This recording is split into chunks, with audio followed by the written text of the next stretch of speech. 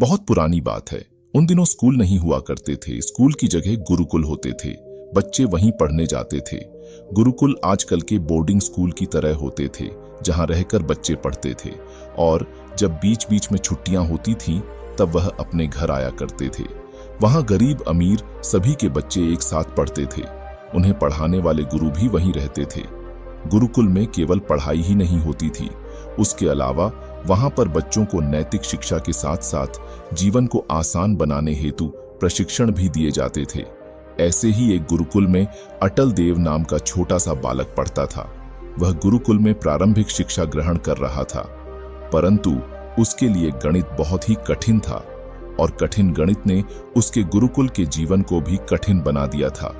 वहां से वह लौटकर अपने माँ बाप के पास भी नहीं जा सकता था। उसके माता पिता अत्यंत गरीब थे और उन्हें अपने बेटे से बहुत उम्मीदें थीं। अटल देव जो भी पढ़ता उसे कुछ समझ नहीं आता। गणित उसके लिए इतना संघर्षपूर्ण हो चुका था कि अब वह उससे डरने लगा था। जो कुछ उसे गणित में पढ़ाया जाता वह कुछ नहीं समझ पाता था। उसे प्रतिदिन डांट पड़ती थी। वह हर समय सहमा सहमा रहने लगा। एक दिन निराश होकर उसने यह योजना बनाई कि जब रात को सब सो रहे होंगे तब मैं गुरुकुल छोड़कर चला जाऊंगा। परंतु यह क्या, जब तक उसकी आंख खुली तब तक सवेरा होने वाला था। परंतु अटल देव का गणित से डर बाकी हर डर से बड़ा था। अटल देव ने सोचा, अभी सवेरा तो नहीं हुआ, चलो जल्दी जल्दी भाग जाता हूं। वह उठकर गुरुकुल से भाग गया। 2-3 घंटे चलने के बाद वह एक गांव में पहुंचा।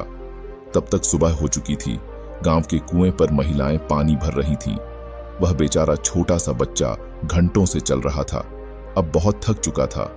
गुरुकुल छोड़ते समय उसने यह तो नहीं सोचा था कि उसे इतना कष्ट पहुंचेगा, अन्यथा वह गुरुकुल क्यों ही छोड़ता। अब बेचारे को भूख और प्यास दोनों लगी थी, परंतु उसे यह पता था कि कहीं उसे कुछ नहीं मिलने वाला है। जब उसने कुएं पर महिलाओं को पानी भरते देखा तो उसे लगा, खाना ना सही परंतु मुझे पानी तो पिला ही देंगी। फिर उसने कुएं पर जाकर एक महिला से पानी मांगते हुए कहा, माता, क्या आप मुझे पानी पिला सकती हो? तब उस महिला ने सहमति भरे संकेत देते हुए बाल्टी को कुएं में डालकर पानी निकालने लगी। पानी निकालकर एक लोटे में भरकर अटल देव को पानी दिया। प्यासे अटल देव ने जब भर पेट पानी पिया तब उसकी सांस में सांस आई, परंतु अटल देव के चेहरे पर निराशा साफ झलक रही थी।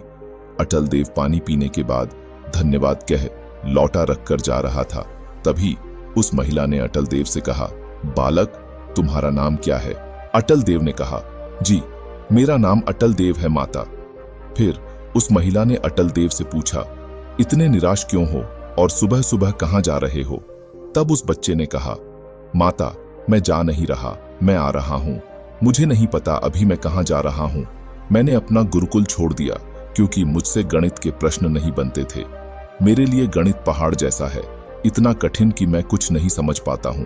मेरे पास भागने के अलावा कोई और चारा भी नहीं था, इसलिए मैं अपने गुरुकुल से भाग गया। मैं अपने घर भी नहीं जा सकता क्योंकि मेरे माता पिता को मुझसे बहुत उम्मीदें हैं, इसलिए अभी मुझे नहीं पता कि मैं कहां जाऊंगा। यह बोलकर बच्चा जोर जोर से रोने लगा।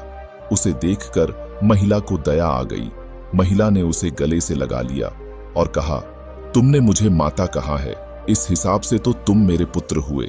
चलो मैं तुम्हें माता होने के नाते एक बात बताती हूँ। क्या तुमने कुएं के इन पत्थरों पर पड़े निशान को देखा? अटल देव ने उत्तर दिया, हाँ देख रहा हूँ। महिला ने अटल देव से पूछा, क्या तुम मुझे बता सकते हो यह निशान कैसे बने होंगे, किसने बनाए होंगे? अटल देव ने पत्थर पर बने निशान को देखकर कहा, मुझे नहीं समझ आ रहा कि इतने मजबूत पत्थर पर किस चीज के यह निशान है, किस चीज से कटे हैं ये पत्थर। तब महिला ने मुस्कुराते हुए रस्सी की ओर इशारा किया और कहा, इस मुलायम रस्सी ने इस चट्टान पर निशान बनाए हैं। आश्चर्यचकित होकर अटल देव ने पूछा, माता, इस मुलायम सी रस्सी से इस पत्थर पर निशान कैसे बन सकते हैं? तब महिला ने कहा, बिल्कुल वैसे ही जैसे तुम्हारे बार बार के अभ्यास करने से गणित सरल हो सकता है। अटल देव ने आश्चर्य भरी निगाहों से उस महिला को देखकर बोल, यह आप क्या कह रही हैं माता, मुझे समझाइए। तब महिला ने कहा, हे पुत्र, यह रस्सी हजारों बार इस पत्थर से रगड़ाकर नीचे गई और पानी की बाल्टी उठाकर लेकर आई। इस रस्सी से बार बार रगड़ खाने के कारण इस शिला पर निशान बन गए हैं, क्योंकि यह पत्थर कट चुका है। तुम सोचो, यदि इतनी मुलायम रस्सी इतने कठोर पत्थर को काट सकती है केवल अभ्यास मात्र से, तो फिर अभ्यास से क्या नहीं हो सकता है पुत्र। गणित तो बहुत ही सरल चीज है, उसमें केवल अभ्यास की आवश्यकता है। जीवन में जिस चीज का भी तुम अभ्यास निरंतर करोगे वह तुम्हारे लिए सरल हो जाएगा। इसलिए जीवन में अपनी लड़ाई लड़ो, अपने अभ्यास करो। गुरुकुल से भागना या कठिन चीजों से भागना जीवन में उपाय नहीं है। अपनी लड़ाई लड़ना सीखो पुत्र। प्रतिदिन उसका अभ्यास करो जिससे तुम्हें डर लगता है या कठिन लगता है। फिर हर चीज तुम्हारे जीवन में सरल हो जाएगा। उस महिला की बात को सुनकर अटल देव को विश्वास हो गया कि गणित सच में इतना भी कठिन नहीं जितना उसे लग रहा था। अभ्यास की कमी के कारण गणित उसे समझ में नहीं आता था और उसने अब मन बना लिया कि अब चाहे कुछ भी हो जाए, मैं गणित में इतने प्रश्न हल करूंगा, गणित का इतना अभ्यास करूंगा कि गणित मेरे लिए सरल हो जाएगा। और आगे चलकर ऐसा ही हुआ। अटल देव आगे चलकर बहुत बड़े गणित के विद्वान बने। जीवन में समस्याओं से भागना समाधान नहीं है और निरंतर अभ्यास का कोई तोड़ नहीं है। दोस्तों, हर समस्या का समाधान होता है। शायद एक नहीं, अनेक समाधान होते हैं। दिक्कत यह है कि या तो हम समस्याओं का सामना करने से ही कतराते हैं या फिर सामना करते हैं तो पूरे मनोयोग से नहीं। किसी भी काम को मनोयोग पूर्वक करने में समय लगता है, लेकिन हम अन्य बातों में इतना उलझे रहते हैं कि कभी भी समस्या को पूरा समय नहीं दे पाते। ज्ञान का मूल्य बहुमूल्य रत्न से भी अधिक है। इसकी तुलना कभी किसी धातु से नहीं की जा सकती। ज्ञान का निरादर अपने ही मस्तिष्क का अपमान माना जाता है। जीवन का सार ज्ञान होता है। जो भी इसे हासिल करता है उसे मोक्ष की प्राप्ति होती है। वहीं ज्ञान से वंचित व्यक्ति सफलता के शिखर तक नहीं पहुंच पाता।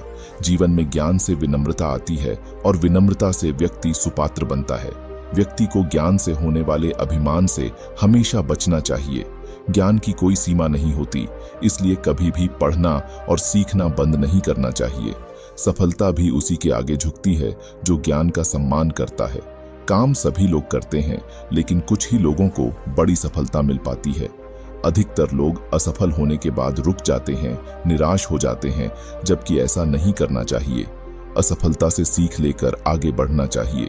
सोच सकारात्मक रखें और उत्साह के साथ अपने काम में फिर जुट जाएं। एक दिन सफलता जरूर मिलेगी। दोस्तों, उम्मीद करता हूं आपको इस कहानी से जरूर बहुत कुछ सीखने को मिला होगा।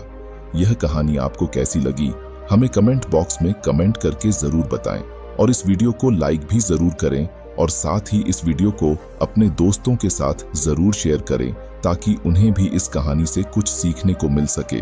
तो दोस्तों, ऐसी ही प्रेरणादायक और बुद्धा स्टोरी सुनने लिए हमारे चैनल वीएन मोटिवेशन जर्नी को सब्सक्राइब करके बेल आइकन को जरूर दबा दें ताकि आने वाली अगली वीडियो की नोटिफिकेशन आपको मिल सके।